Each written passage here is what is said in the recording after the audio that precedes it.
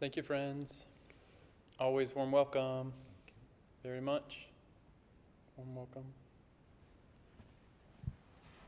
It's an honor and a joy to get to be here once again together and reflect on and absorb the meaning of the Dharma into our lives, into our hearts, into our minds.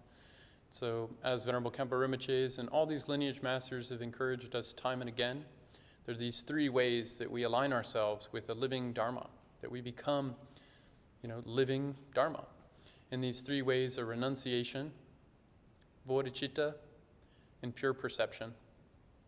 So renunciation, or joyful, like a joyful kind of gracious gratitude, kind of an alive, sparkling sense of kind of the preciousness of what's happening. So we kind of activate that kind of direct, kind of relaxed, clear understanding of how precious this moment is, how special we are, our friends and family, this environment we're in. Reflect on the Dharma, this living lineage that's sustaining the Dharma. We can use it to actually become enlightened for the benefit of all beings.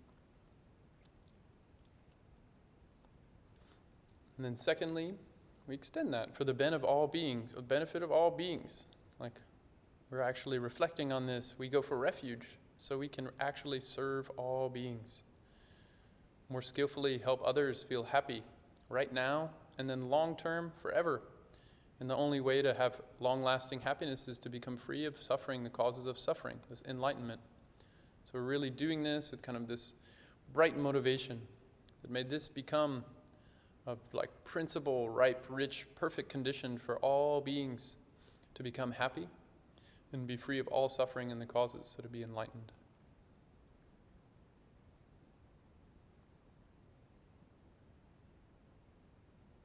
And thirdly, activate this pure perception, this very close, warm-hearted connection to the Dharma. The Dharma not as just some scriptural, textual thing, like a textual kind of outer phenomena, but the living Dharma, reality, the living reality of our environment, of ourselves in our environment, of all the other beings, the relationships between and through all of us. This is actually living Dharma. And that's naturally kind of wise. It's naturally inclusive. It's already naturally functioning just fine. Reality is doing what reality does. And in one way, Vajrayana points to this with so much precision and detail, skillful means, points to this and calls it pure perception, this close, warm-hearted, connected, devoted kind of surrender to reality, the reality outside and inside and in between, this pure reality, or like how our mind is, when wisdom is allowed to do what wisdom does, when compassion is allowed to flow as compassion will. When we don't block that up, naturally flows wisdom and compassion. It's called pure perception. We activate that in our experience now.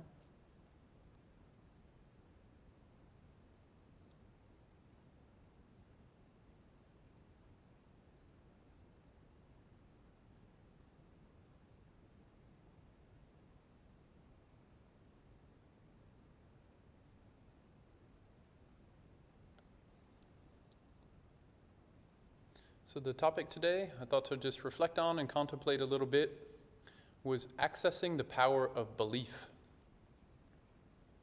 Accessing the power of belief.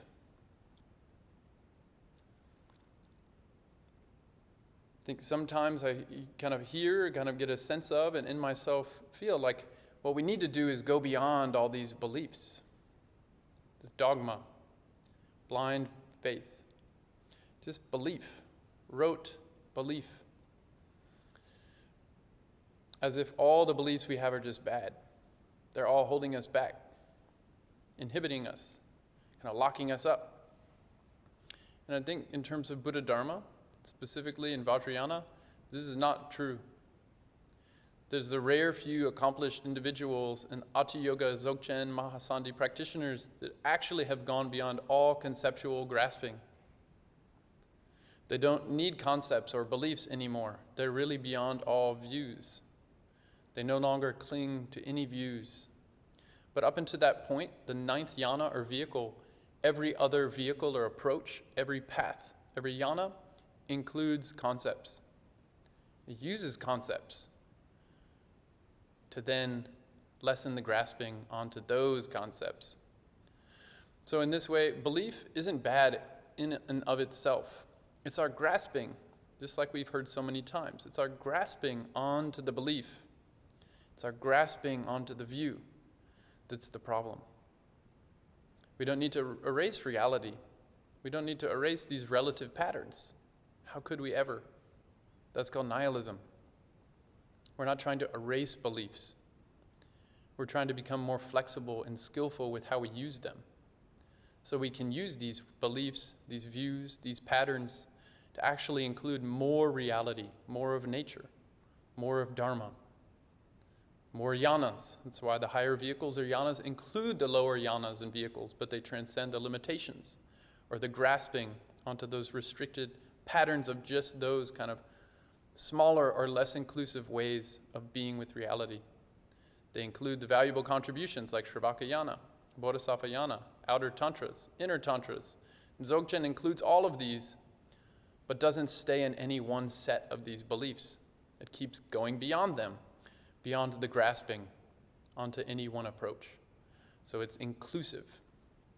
This is kind of the general orientation or directionality of all the paths according to Nyingma school, to become more inclusive of reality. But not just including things randomly, lining up with these pattern systems according to what's helpful. Not just throwing everything all together in a bucket, but actually being in a living ecology, being in a living vehicle, being in a living body, being in a living environment, and lining up, attuning with that environment, with that world. That's why a view or a tawa can be thought of as a world. It's not just an idea we have and paste onto reality. A view or a tawa is a world view. We're literally making worlds moment by moment. Every moment begins with a view. The Buddha was so clear about this.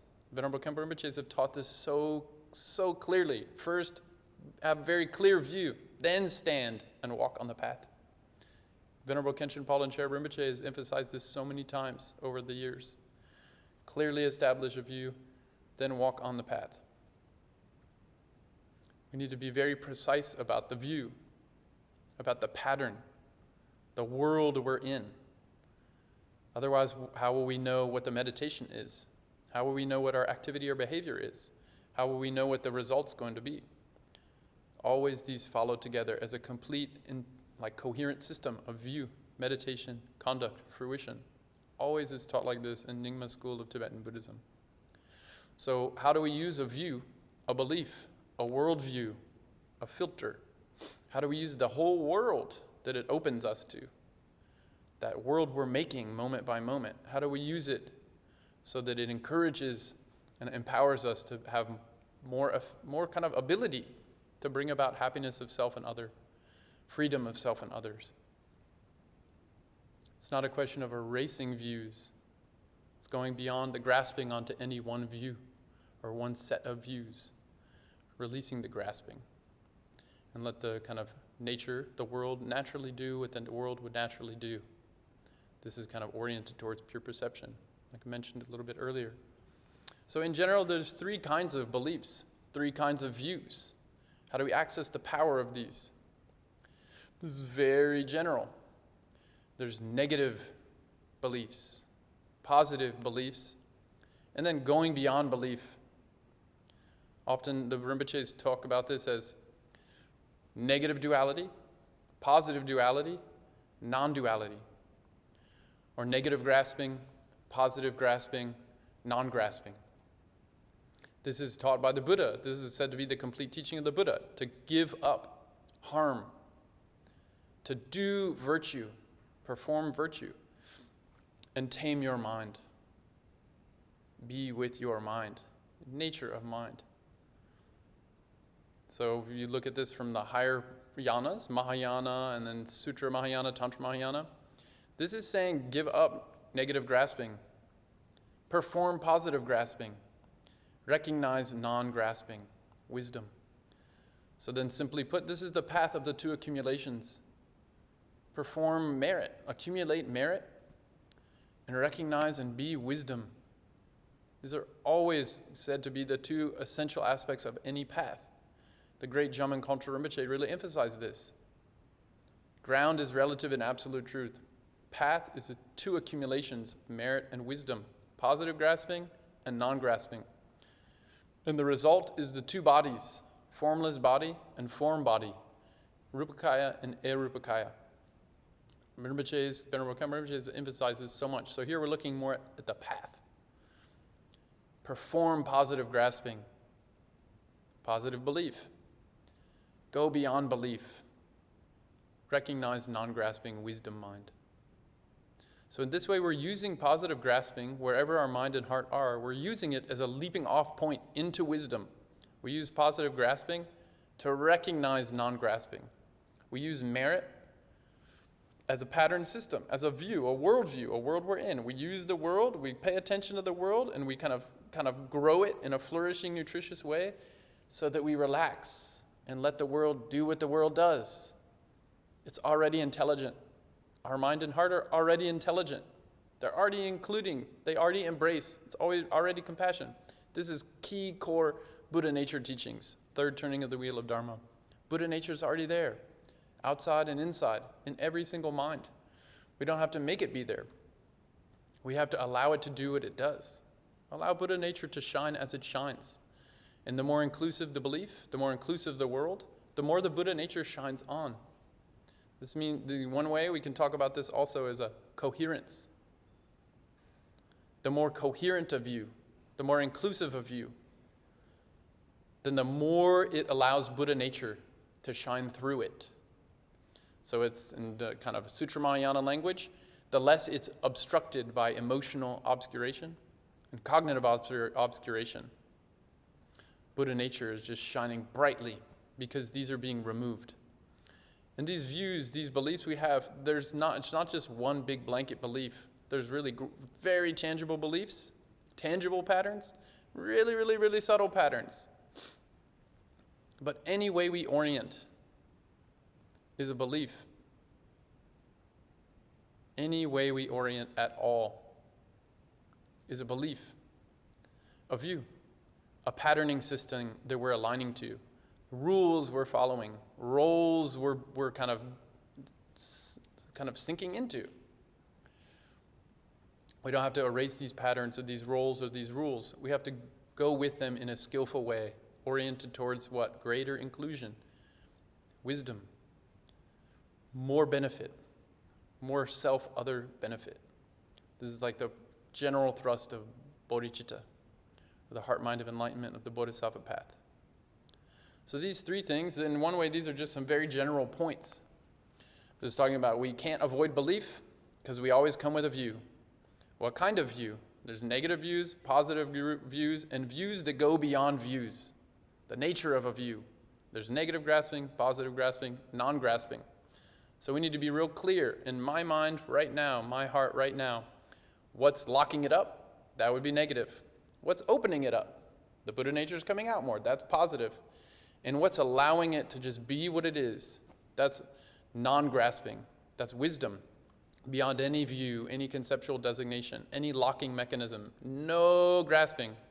Just free flow, mindful, open, attentive care and inclusion with intelligence, wisdom and compassion. So that's kind of where we're orienting here. And what Vajrayana does is it really skillfully uses positive grasping in order to very actively kind of manifest wisdom. And so here we have two general approaches here. One way, on the more sutra approach, or the Bodhisattva yana approach, this third yana, we're using a view, we're using a belief in order to recognize wisdom. We're approaching the goal, right? We use merit to relax into wisdom, our Buddha nature. And then from that side, once we're in Buddha nature, we use pattern, we use expression for wisdom to naturally connect up with and communicate with beings, other beings, and with more parts of ourselves.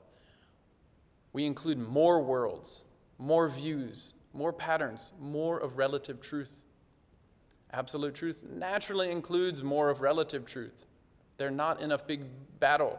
This is not a dual thing anymore. Absolute includes relative. Relative orients towards absolute. But from the perspective of the goal, of more Tantra Mahayana, we're using this grasping, positive grasping to recognize non-grasping, going beyond views, locking into a view. And then from there, we allow the radiance of Buddha nature to naturally shine and do what it does. And it naturally syncs up with other beings. And it kind of lines up with their views, their beliefs, their patterns, their system. Why? Because it's trying to help beings. You have to work with a being where they're at. That's why they say the Buddha never forced anything. The Buddha just saw the disposition of the beings, the readiness of beings, according to what's available on my side, what's available on the other side, where does the alignment happen? Then the Buddha naturally flowed as Dharma teaching right there. And then everything with the Buddha's body, speech, and mind was teaching. Because there was a perfect attunement with reality, with Dharma. He was just pure 100% living Dharma, without any limit. The only limit is on the side of the being he's communicating with. Because what's that limit? The grasping of the view held by the sentient being. That's the only thing that limits a Buddha, is our grasping, the sentient being's grasping. Other than that, Buddha's unrestricted. Why? Because there's no longer one Buddha who's outside of something else. Buddha doesn't hold, an enlightened being doesn't hold themselves as being apart from some other system, apart from relative truth. They include all relationality. It's just boundless, inexhaustible relationality. Worlds upon worlds upon worlds upon worlds. Infinitely. Small worlds, big worlds. An enlightened being doesn't see themselves as some one player or one person or being in it. They're everything. It's just boundless relationality. Omniscience. They perfectly see simultaneously every relative position, and they see the nature of them as being totally free of any fixation. No grasping, no reification, no exaggeration, no locking mechanism. Totally release all that, so then everything naturally flows. That's what Buddha nature does. When it's fully awakened, it's called enlightenment, full awakening. It includes all the views, all the nightmares of sentient beings, all the good dreams of sentient beings, and also sees they're just dreams. So this is kind of the general orientation of the path. And so in Vajrayana, we're really skillfully trying to use this duality habit, or a grasping, or locking into a view or a belief. We're trying to skillfully use that to include more worlds, to see more of the layering of an experience, to see more of the richness of our minds, to include more of it, more of the kind of energy of our own intelligence. That's why we don't throw away things in Vajrayana as a general approach. We're not throwing away emotions. We're not throwing out something negative. We're not emphasizing that something's broken and we're fixing it. The Vajrayana or Tantra Mahayana approach isn't that. It's to recognize it's already Buddha nature. We're allowing it. We're relaxing into it. We're trying to let it self-correct. The Buddha nature knows what it needs to do. Our own wisdom and compassion knows what it needs to do. Oftentimes, even on a mundane level, we know what we need to do. Eat more greens. Get more regular sleep. Don't eat so much junk food. Scroll less. Meditate more. Be mindful. All these things we know. Deep breath every now and then. Get some exercise. Be nice. We know all this stuff. It's not a lot of this path. We know all these things. But we need to skillfully remind ourselves and really kind of get more of an energetic kind of passion about really wanting to do it. The great Sonam Kazi, he said, the path is simple. We have to know what we need to do, know what we should do, and prefer it. Knowing what we need to do is virtue, positive grasping. Preferring is where we're no longer against it. This is our life becomes an offering for other beings. We become gentle, disciplined. Shila. We have Shila, or ethics, a gentleness, so that we provide a beautiful, loving opportunity for others to relax into. We calm our own flames of our negative emotions, our turbulence. So when others are around us, I don't have anything to fear here. I can just be myself. People relax. That's a big Mahayana paramita practice of discipline. So that's what we're trying to do. Let the Buddha nature do what it does. This is positive grasping, positive belief. oriented towards non-grasping or wisdom, going beyond belief, beyond the grasping of limited view. And so, looking here. Okay, so specifically in Vajrayana, then this just really blows the hinges off of anything we previously thought could possibly be. We can very abstractly talk about Vajrayana's orienting towards including more views or more worlds. But in the actual practice of it, like in the Dudjom Tersar Ngondro, we're really trying to clearly be with really out of the box, multi-perspectival fullness. Like there's instantly a refuge tree. And Guru Rinpoche is instantly there. And all the Dharma teachings are there. All the Bodhisattvas of the past, present, and future. All the great and noble Arhats. All the Dakas and Dakinis everywhere. And the 8 Harukas and all the Harukas and Dharmapala, Dharma protectors. This we're instantly in this world. We're in one way, pausing our doubt, our flimsy conviction.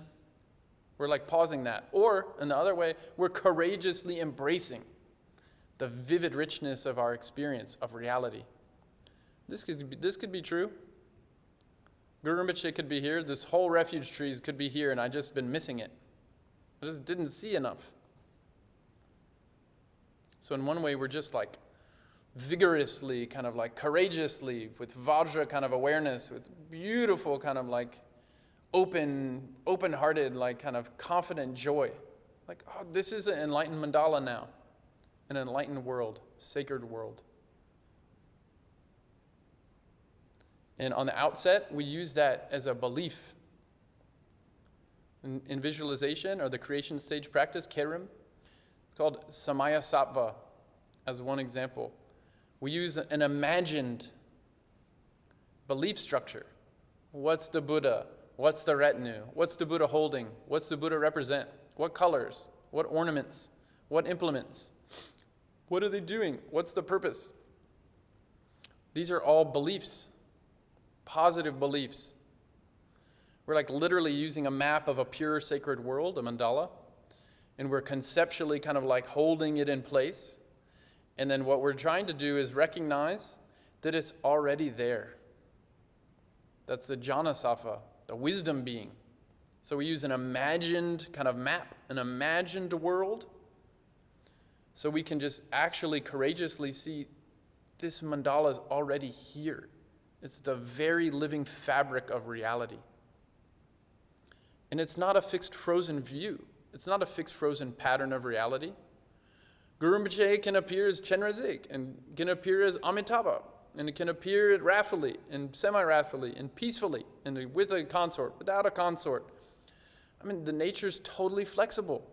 This emptiness, this is firmly established in middle way Madhyamaka teachings. Bodhisattva yana. It's flexible. We're not trying to fixate on one mandala. We're trying to see it's a transcendental wisdom rainbow body mandala. It's totally fluid, flexible, empty nature. Empty of what? Grasping. Free flow mandala that has pattern, has direction, has color, has meaning. It has lights go out, lights come in. It's not just some blank space of Dharmakaya. It's filled with the richness of Sambhogakaya and Nirmanakaya, of form, of pure pattern. This is pure relative truth. And this is something that, in my experience, I look around a little bit at different things happening in the world. A little bit. Now there's infinite things to look around, and myself too. There's already been so many things. But most people don't want to touch this, from what I've seen. Sacred world. There are actual deities around. There are actual Buddhas.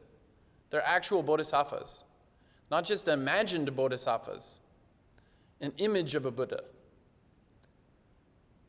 But actually this room has Buddhas in it. Actually my body has enlightened beings in it. There's actual enlightened activity happening here, there, and everywhere all the time. This is pure relative truth. This is the specific part of the fourth turning that Buddha emphasized. It's not impure relative truth. Nothing's broken. It's all just mandala. Pure relative truth, pure body, pure speech. Pure mind, that's the wisdom. So Vajrayana is so bold. And like in Tibetan Buddhism, this is essential, nuts and bolts, like very kind of fundamentally essential. The galactic civilizations of pure relative truth happening everywhere is Tantra. Not just as some technique we do or some process we undergo to transform ourselves. It's actually a recognition of pure worlds and activities, inhabitants, container and contained, pure worlds that are already happening now, of enlightened beings doing enlightened activity as the very fabric of reality. This is Tantra in a Buddhist Tantra sense. Not just breathing a lot and all of a sudden I get in some heightened state. It's recognizing pure relative truth. Then I can use a technique, a skillful means to see that more clearly, more fully, more brightly, more easily. But what I'm seeing is something I'm not creating. It's the way reality is if I only kind of rest and relax enough, if my Buddha nature comes out enough. They said that this is what all these great masters who accomplished, they all saw this. Then they could do amazing, miraculous things like pulling terma teachings out of mid-air or rock, or jumping into the lake, pulling out candles that are on fire, all these kind of amazing things. As Tibetan Buddhists, we cannot sacrifice this part of Tibetan Buddhism, pure relative truth. It's not just formless. It's not just emptiness. This is not Tibetan Buddhism. That's established in Bodhisattva Yana. That's established in the second turning, emptiness of outer and inner, beyond conceptual designation, grasping onto concepts. That's firmly established by the Buddha in the third yana, the third vehicle. Then there's yanas 4, 5, 6, 7, 8, 9. They firmly establish pure relative truth.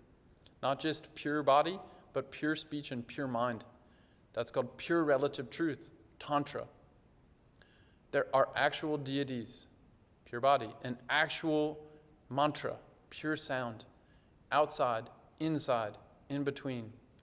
All divine mandala, sacred world. Not something I'm creating, something that is. And I use creations, positive grasping, like imagining that I'm a deity, or imagining that Guru Rinpoche is in front of me. I use that positive grasping, positive belief, to recognize Guru Rinpoche is actually already in front of me. Guru Rinpoche is actually in me. Wow, boldly, so bold. I actually am Guru Rinpoche. Every single being can say that. And it be true. Absolute Guru Rinpoche, the nature of one's own mind. Not just sky, but all the relative pure patterns of how that nature displays. Not as a path to get to the sky, but as the way the energy arises within the sky-like mind. Pure relative truth. This is wisdom and its vast display. Skillfully, we use the kind of positive grasping, positive belief, samaya sattva, imagination. We use that to recognize wisdom. And then within wisdom, the more we relax into wisdom, into jhana, into our own kind of pure mind, the more we can do that, the greater the aperture, the greater the inclusion of the views, of the patterns we can include. More relative truth. And then we include two aspects of relative truth. The subtle relative truth and the very macro big relative truth. So that's just like zooming in and out, like in a Google map. We're including the full range of relative truth. And then how are we including relative truth? We're including the impure part, the nightmare distorted vision, and the pure part.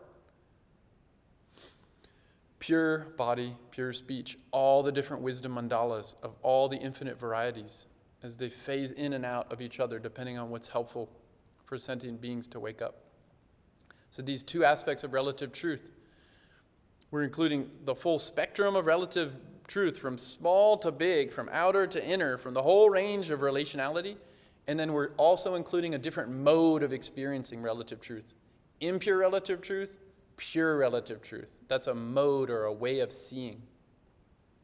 That turns on with Tantra Mahayana, yanas 4, 5, 6, 7, 8, 9. So, like for example, Buddha already taught there's 6 realms. He taught that in the outermost teaching, first vehicle. This is already way more relative truth. This is impure relative truth, and it's way more impure relative truth that almost any modern, postmodern, whatever you call them, person is willing to accept. The Buddha said this is how it is.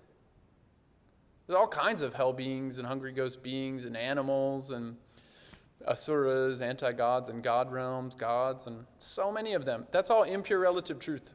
But it's full, much more full richness than what we're willing to accept now, to believe in.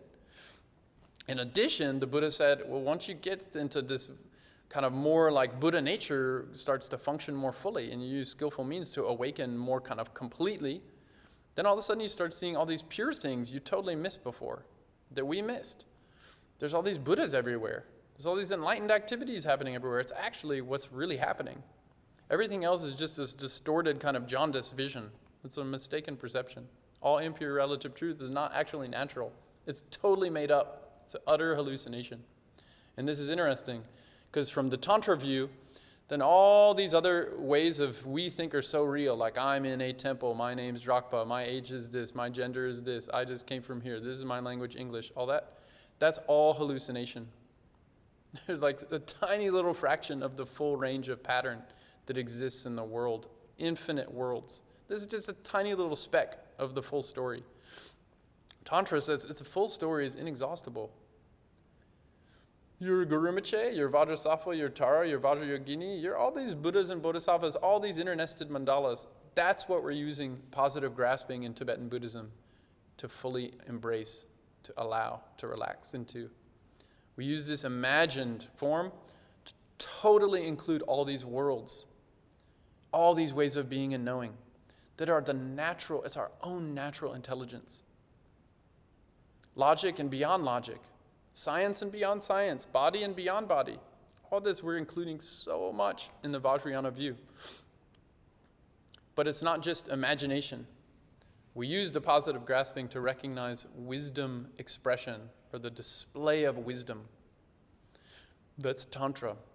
So we should be really careful with ourselves, definitely me too, as if these really highest teachings like Dzogchen and Mahamudra and Chud and Shije and all these really Lamdre, these amazingly ninth yana or like kind of union, father, mother, Tantra teachings, non-dual, neuter teachings, whatever you call them, the ninth yana, highest inner, unexcelled inner Tantras or whatever you call.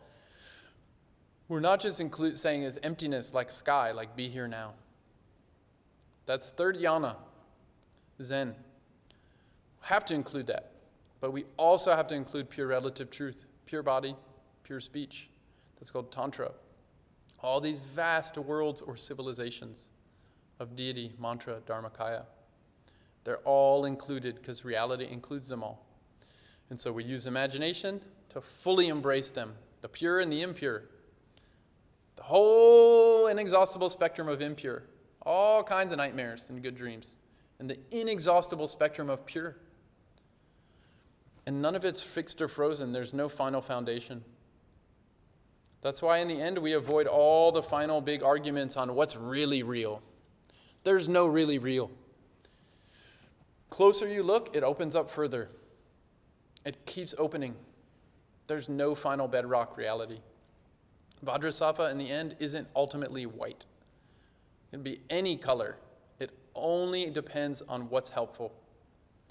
And then once you locate that game, that world, that system of what's helpful for that mind, those minds, then Vajrasattva all of a sudden coheres into a total world, a mandala, that's very exact, very patterned, doesn't mix anything up.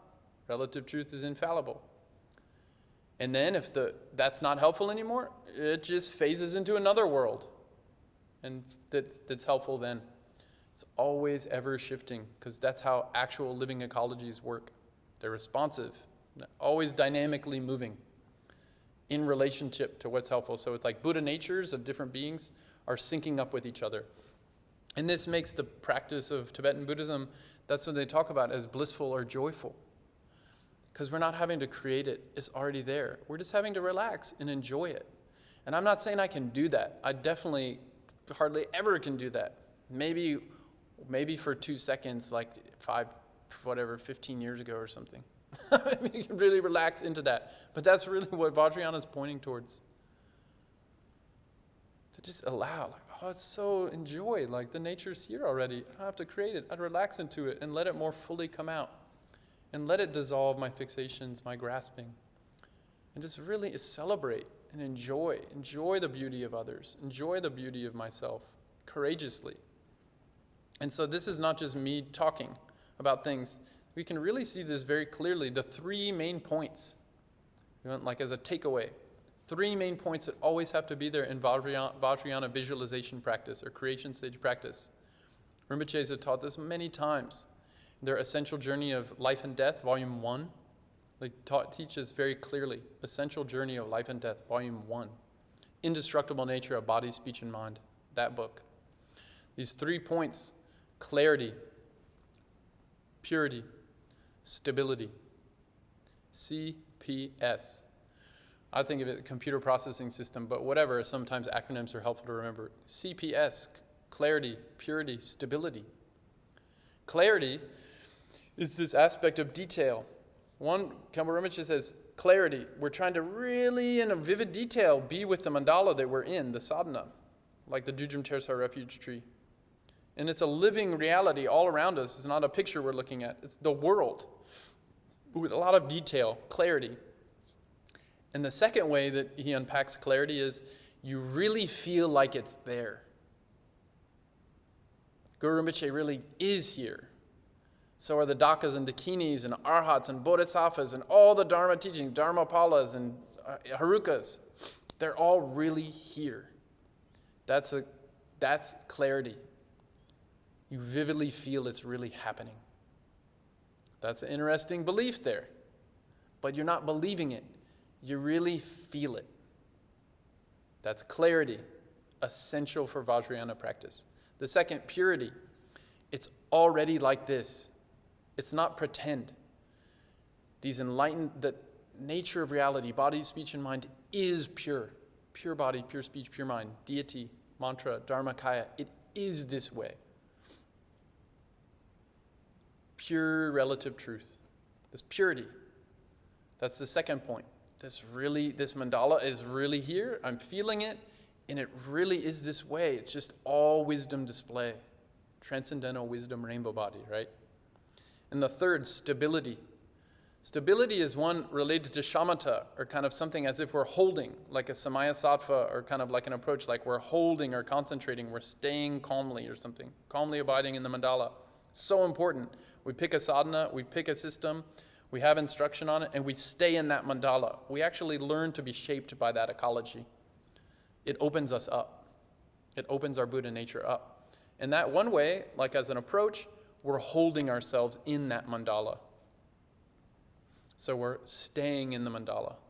We're like trying to be with Guru Rinpoche in the Dudjom Tersar Refuge tree, with the activities of kind of emanating offerings and receiving blessings and purification, and then Guru Rinpoche mingles with us perfectly, completely. So, but there is this orientation towards Ajna Sattva, or the wisdom being. And that's part related to this stability. The second way of seeing stability is not just being with in a sustained way, or as if it's just shamatha that's longer, staying calmly longer. It's being with is actually Vajra pride. I am this way. I am Guru Rinpoche. Guru Rinpoche is here. This wisdom is here. Love and compassion is the fabric of reality. Just unflinchingly, courageously, naturally relaxing into that. Stability. So we feel the presence of the mandala with brightness, clarity. Gradually the detail of the patterns kind of clarify. Some days are clear, some days are not clear, whatever. Purity, transcendental wisdom rainbow body. It's actually pure relative truth. Everything, not just what's in front of me or in this room, all of reality. And Vajra pride, be with it confidently. This is true. This is true. It's called pure perception. And this is such a relief. This is what Vajrayana is pointing towards in one way as surrender. We actually let ourselves surrender to this living mandala system. It's already here. It's already functioning. It already knows what to do. We just have to be with it. Surrender. Devotion. Feel the close, warm-hearted connection to the living wisdom mandala. All these lineage masters, they already recognize this is the way reality is. It's pure. Great equality and great purity in union. They recognize this. They're so joyful. They're so happy we're exploring this ourselves, using positive grasping or imagination to just actually relax and rest. Oh, I didn't have to create this. This mandala was already here. There's infinite internested mandalas, worlds of pure relative truth and absolute kind of inexhaustible flexibility. Already here. It knows how to sync up with itself. It knows how to keep including more patterns, more worlds, more systems, more views. There's no limit. It has no preference game. Let's just joyfully include more for the benefit of self and other, happiness and long-lasting happiness for all beings. So we don't have to it's not a job. It's like, oh, this is mandalas here. Totally pure. I'm a part of it. I'm enlightened. This nature is enlightened. And then just enjoy the sadhana practice. And if we can do that for little bits of time, little bit, it'll gradually extend. And they say it's just it's autopoetic, so it's self kind of orients itself. It naturally includes more. And it's also self-fulfilling. It naturally feels content. They call this great blissfulness in union with emptiness. It's naturally happy. It's already wisdom. It's already compassion. And then we just relax and kind of enjoy that. And so there's already wisdom beings that have done that. Actual beings that are still here in this room, in your body, in your awareness.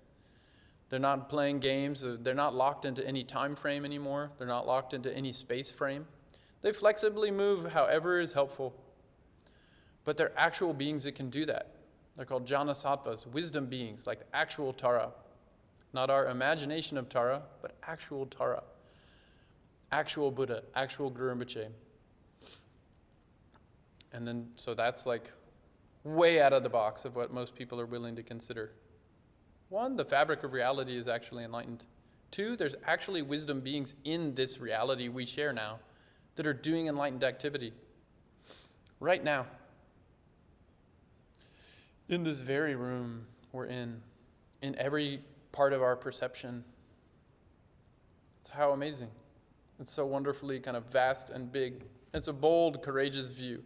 And if we have this view, then things like, AI becoming sentient, maybe, or definitely it's already smaller than humans. 150 IQ, most humans have 110. They already beat us in the computational game. Things like that, it's what's going to happen? The Buddha already taught there's so many other beings like this. There's so many gods and formless gods and so many, way beyond normal human propositional knowledge. They're talking about eons of time scales, vast world systems that they can be in touch with. We have one little piece or one little part of our very human fixated kind of experience. The Buddha already taught this is so vast. If we more courageously take these Vajrayana views, then we won't kind of react with such shock and terror. We won't be so triggered. We won't be so shut down when these new things happening. When all the stuff, everything's swirling in ways that are very what is this? I say, well, actually relax. And be oh, this is one way it can happen too. But what's really happening is pure relative truth. And it can include this nightmare or this beautiful thing. And so we'll develop that kind of courage as well. But that courage of Bodhisattva and that courage of a great fearless wisdom being, these accomplished Vajrayana masters have shown us this way, this courage. And then how will we show up in life? So humbly, so delicately, such precision. We'll show up what's helpful for others.